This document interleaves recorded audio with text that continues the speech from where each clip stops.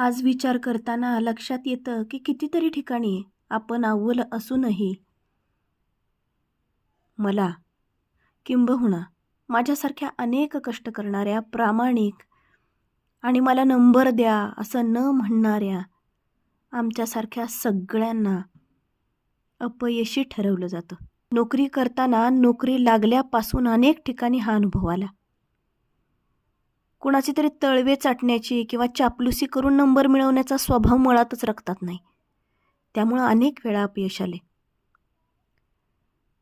विचार कधी कधी मनात येतो की या स्पर्धा कशासाठी असतील बरं.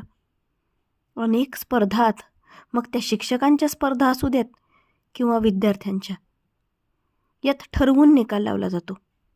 म्हणून आज सुचलेली प्रामाणिक प्रयत्न करणाऱ्या एका स्पर्धकाच्या मनातली ही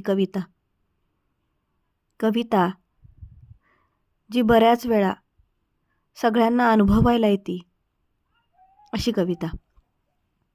घामाच्या थेंबांनी यशाचं स्वप्न विणलं होतं, कणकण वेचून सामर्थ्य मी आणलं होतं.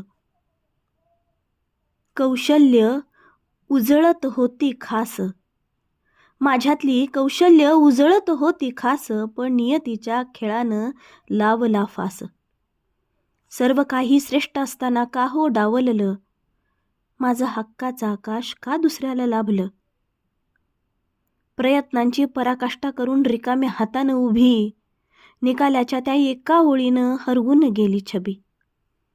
अन्याय जेव्हा होतो तेव्हा अपयश जास्त टोचतं, प्रामाणिकपणाचं फळ असं मनाला आतून नोचतं.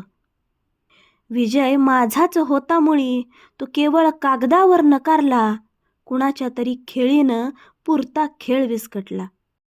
ही खंत नाही पराभवाची, ही सल आहे अन्यायाची, पात्र असूनही नकारलेल्या माझ्या त्या स्वाभिमानाची. नक्कीच अंधार जरी दाटला तरी मी पुन्हा पेटणार, अंधार जरी दाटला तरी मी पुन्हा पेटणार.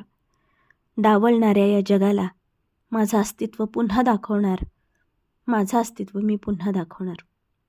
धन्यवाद.